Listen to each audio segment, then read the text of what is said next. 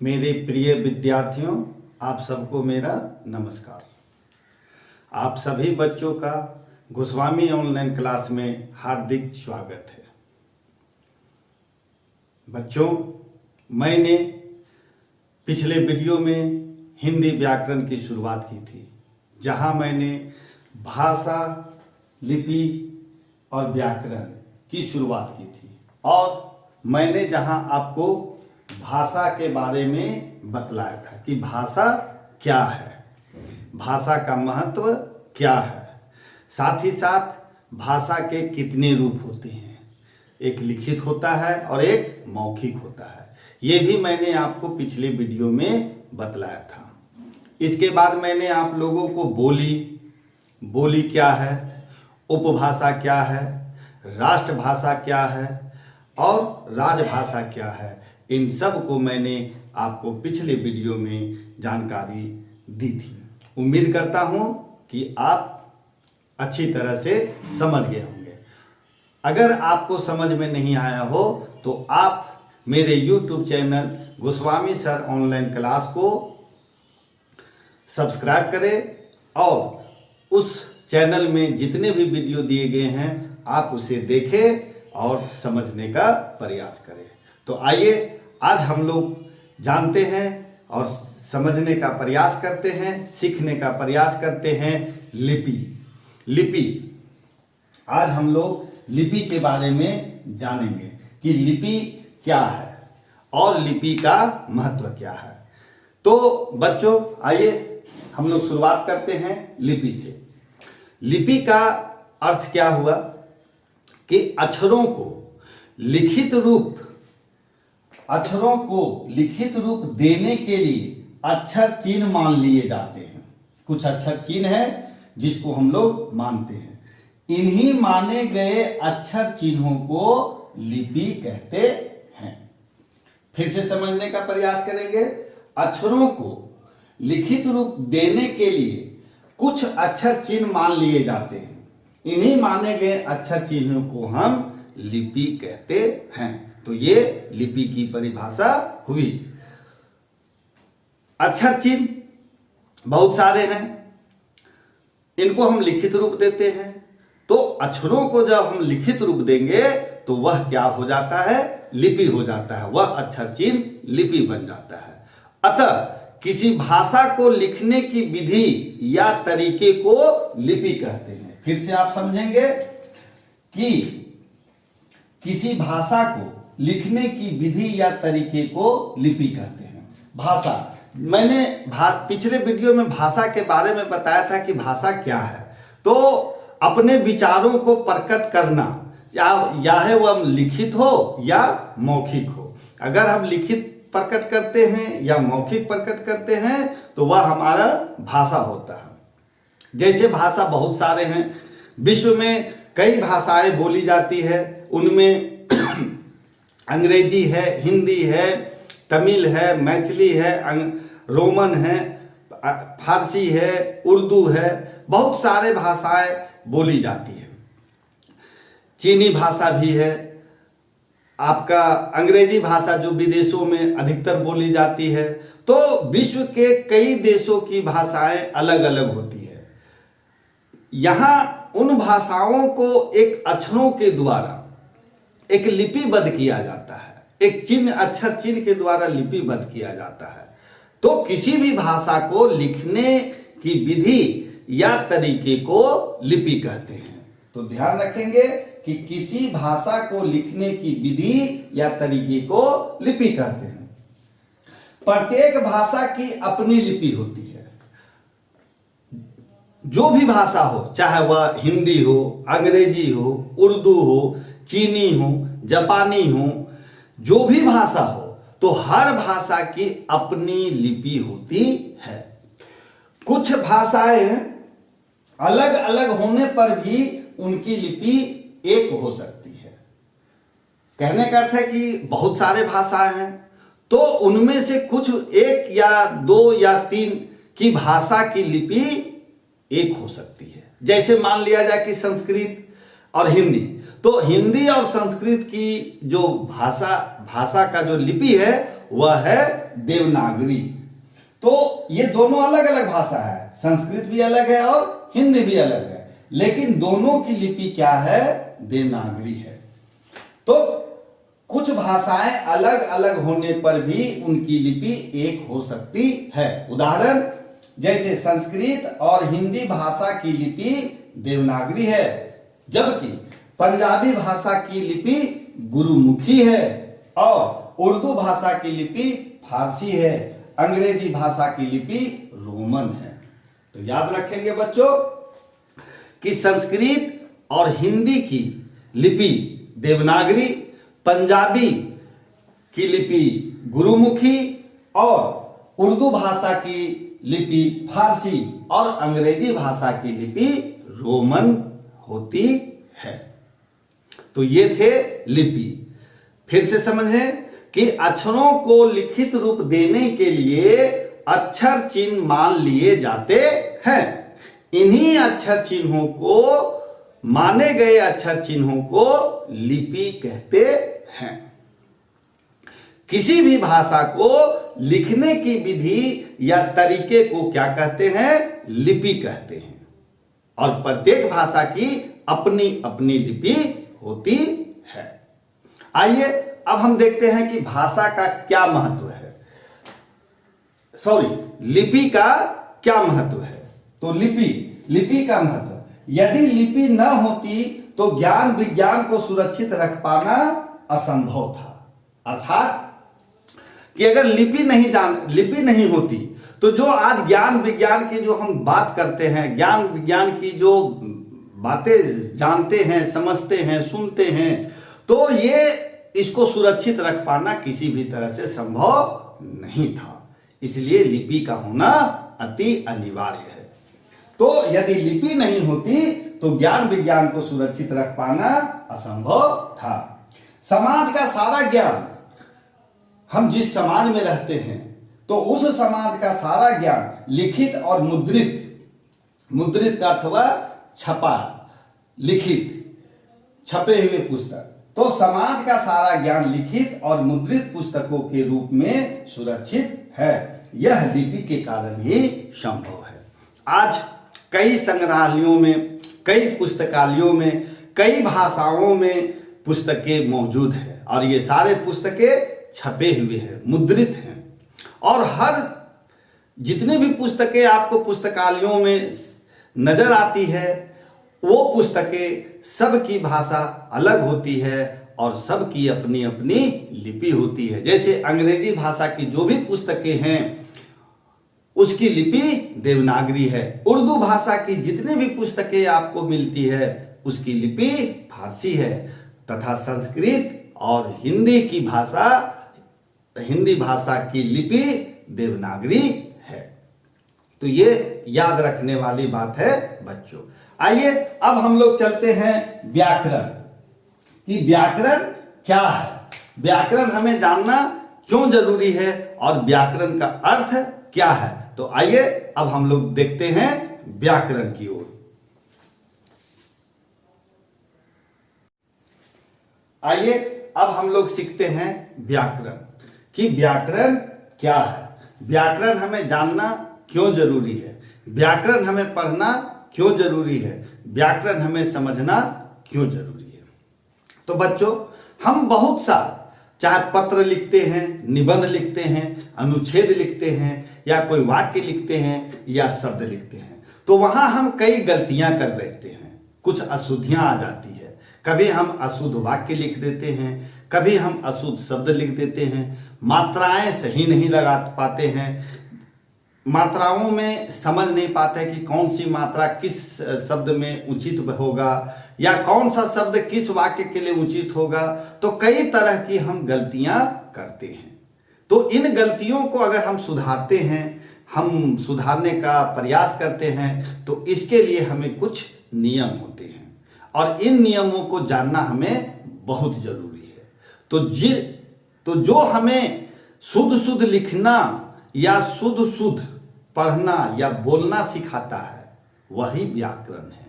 अर्थात कहने का मेरा अर्थ हुआ कि व्याकरण वह शास्त्र है जहां हम शुद्ध शुद्ध पढ़ना लिखना आदि समझते हैं।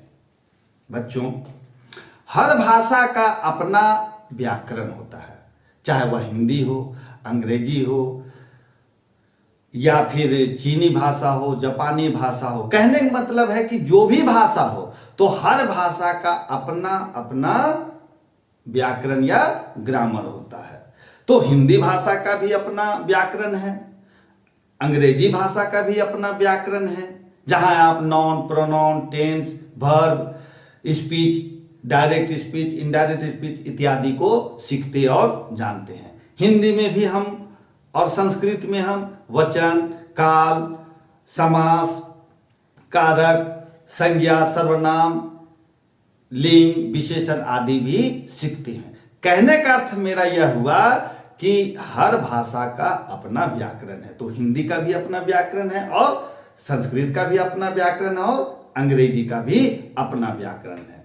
तो अर्थात व्याकरण भाषा संबंधी नियमों का एक संकलन है। क्या है बच्चों? व्याकरण भाषा संबंधी नियमों का एक संकलन है, जहां सारे चीजों का, नियमों का व्याख्या के सहित, उदाहरण सहित बताया गया है। व्याकरण का शाब्दिक अर्थ क्या हुआ? व्याख्या करना। व्याकरण का शाब्दिक अर्थ क्या हुआ? व्याख्या करना।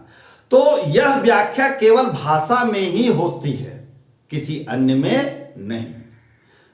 तो व्याकरण की परिभाषा क्या हुई? आइए देखते हैं। व्याकरण वह शास्त्र है जिसको पढ़ने से हमें भाषा के नियमों की जानकारी होती है और इन नियमों को पढ़कर हम शुद्ध शुद्ध लिखना और बोलना सीखते हैं।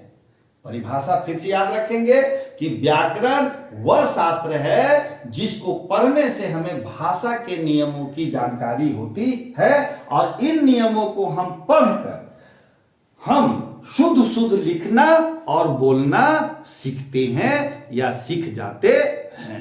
तो हमें व्याकरण को जानना, पढ़ना जरूरी है, तभी हम शुद्ध शुद्ध लिख सकते हैं, शुद्ध शुद्ध वाक्य बोल सकते हैं। चाहे वह पत्र हो, चाहे अनुच्छेद हो, या भाषण हो, या किसी भी विषय वस्तु पर कुछ लिखना हो तो हम वहां सही सही लिख पाएंगे। जैसे कुछ उदाहरण है कि ये एक वाक्य देखिए, मैंने दो वाक्य लिखा है। लड़की नाच रहा है और मोहन ने रोटी खाया। तो दोनों वाक्यों को अगर गौर से पढ़ेंगे, ध्यान से पढ़ेंगे, तो आपको लगेगा कि यह दोनों वाक्य क्या है? अशुद्ध वाक्य है। लड़की नाच रहा है और मोहन ने रोटी खाया। तो अब इसको हमको शुद्ध करना है। तो लड़की नाच रहा है, इसका शुद्ध क्या होगा? लड़की नाच रही है। क्यों हुआ? क्योंकि यहां लिंग है, लिंग है लड़की, लड़की स्त्रीलिंग है, तो जो क्रिया होगा वह रही है। अगर लड़का होता तो रहा हम कर देते। मोहन ने रोटी खाया, मोहन ने रोटी खाई, तो ये शुद्ध हो गया। अब है व्याकरण का शाब्दिक अर्थ होता है व्याख्या करना। यह व्याख्या केवल भाषा में होती है, कहीं अन्य नहीं होती है। अब आते हैं व्याकरण के कितने भाग हैं?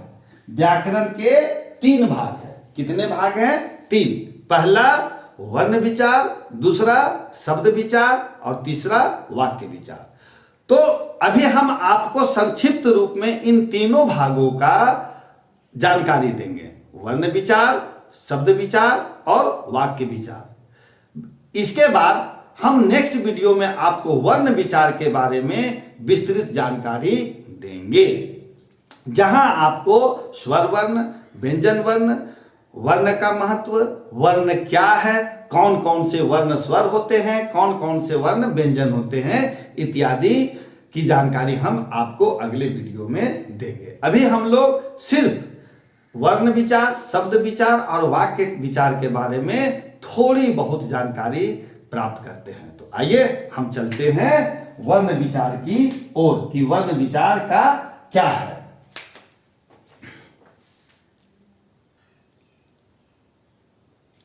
आइए अब हम लोग विचार करते हैं व्याकरण के तीनों भाग के बारे में संक्षिप्त जानकारी प्राप्त करते हैं। तो पहला है, जैसा मैंने बताया कि व्याकरण के 3 भाग होते हैं। पहला वर्ण विचार, शब्द विचार और वाक्य विचार। वर्णों कई तरह के होते हैं। स्वर वर्ण है, व्यंजन वर्ण है। स्वर वर्ण में अ, आ, ई, उ, ए, आ, ओ, और री, ये 11 स्वर है। उसके बाद फिर व्यंजन में क वर्ग है, च वर्ग है, ट वर्ग। क वर्ग में क, ख, ग, घ, अंग, च, छ, ज, झ। ट वर्ग में ट, ठ, ढ। तो इन सब को हम आपको अगले वीडियो में विस्तृत जानकारी देंगे। तो यहां बताने का है कि वर्णों को जानेंगे तभी हम शब्द को समझ सकते हैं। कई वर्णों को मिलाने पर, 2 या 2 से अधिक वर्णों को मिलाने पर शब्द बनता है, और 2 और 2 से अधिक शब्दों को मिलाने पर वाक्य बनता है। इसके बारे में हम आपको नेक्स्ट वीडियो में जानकारी देंगे। अभी हम लोग जानते हैं कि वर्ण विचार क्या है। तो वर्ण विचार में वर्णमाला भेद, वर्णों के उच्चारण आदि पर विचार किया जाता है कि वर्ण विचार में वर्णमाला के कौन कौन भेद है। तो जहां हम 2 भेद है, स्वर वर्ण और व्यंजन वर्ण। वर्णमाला क्या है? तो वर्णमाला क्या है? तो वर्णमाला भाषा के वर्णों या अक्षरों का एक व्यवस्थित रूप है। वर्णमाला क्या है? तो वर्णमाला किसी भाषा के वर्णों या अक्षरों के व्यवस्थित रूप को वर्णमाला कहते हैं। और हिंदी वर्णमाला में कितने अक्षर हैं? तो 52 अक्षर है। याद रखेंगे बच्चों, हिंदी वर्णमाला में कुल 52 अक्षर हैं। इन्हीं अक्षरों को मिला करके हम शब्द बनाते हैं और इन्हीं शब्दों को मिला करके हम वाक्य बनाते हैं। तो अब उच्चारण, वर्णों के उच्चारण, कौन सा वर्ण कहां से उच्चारण होगा? नासिका, कंठ, तालु, जीभ। तो इन सारे उच्चारण स्थल को भी हम लोग वर्ण विचार में जानेंगे। तो वर्ण विचार में वर्णमाला भेद, वर्णों के उच्चारण आदि पर विचार किया जाता है, जैसे क, ट, अ, ज, व, ह आदि। अब आइए शब्द विचार। तो शब्द विचार के अंतर्गत शब्दों के रूप, रचना तथा भेदों पर विचार किया जाता है। तो शब्द विचार में हम लोग क्या करेंगे? तो शब्द विचार जब हम पढ़ेंगे तो वहां शब्दों के रूप, रचना तथा भेदों पर जानेंगे और समझेंगे, तो उस पर विचार किया जाता है। जैसे क जोड़ ल जोड़ म, तो यहाँ वर्ण है क, ल, म, 3 वर्ण है, तीनों मिला के एक शब्द बना। उ, प जोड़ व जोड़ न, उपवर्ण। तो ये भी कई, यहाँ 4 वर्ण हैं, इन चारों वर्णों को मिला करके एक शब्द बना। तो ये शब्द कैसे बनते हैं? तो 2 या 2 से अधिक वर्णों को मिलाने पर शब्द बनते हैं। अब हम जब वाक्य विचार है, तीसरा भाग वाक्य विचार। वाक्य विचार के अंतर्गत क्या हमें जानना है? तो वाक्यों की बनावट के नियम, वाक्यों के बनावट के क्या क्या नियम हैं, और वाक्य के भेद कौन कौन है, और विभिन्न रूपों पर विचार किया जाएगा। तो वाक्य के जो भी रूप हैं, जो भी भेद है, वाक्य की बनावट है, इन सब को हम वाक्य विचार में जानते हैं और वहीं हम लोग इसको सीखते और पढ़ते हैं। जैसे फूल सुंदर है, गंगा पवित्र नदी है। तो यहाँ कई शब्द हैं, 1, 2, 3। तो 3 शब्दों से यह एक वाक्य बना है, गंगा पवित्र नदी है।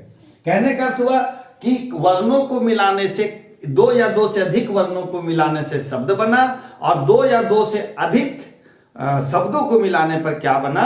वाक्य बना। तो ये थे हमारे व्याकरण के 3 भाग। बच्चों, आज हम आपके बीच में यहीं तक रहेंगे। फिर हम अगले वीडियो में जब आएंगे तो हम वहां शुरुआत करेंगे वर्ण विचार से। तो वर्ण विचार में हम वर्ण की परिभाषा को जानेंगे, वर्ण के भेद के बारे में जानेंगे कि वर्ण के कौन कौन भेद हैं, साथ ही साथ उन वर्णों का उच्चारण हम किस अंग से बोलते हैं, कहां से उसका उच्चारण होगा, तो उच्चारण स्थान को भी हम जानेंगे। तो आज हम यहीं तक बच्चों, उम्मीद करता हूं कि आपको यह व्याकरण की श्रृंखला आपको अच्छी लगती होगी और आप अच्छी तरह से समझ जाते होंगे। तो उम्मीद है कि पुनः आप मेरी वीडियो को लाइक करेंगे और सब्सक्राइब करेंगे। तब तक के लिए बच्चों, हम फिर मिलते हैं, वर्ण विचार को लेकर के हम आएंगे नेक्स्ट वीडियो में। तब तक के लिए आप सबका बहुत बहुत धन्यवाद, बहुत बहुत आभार।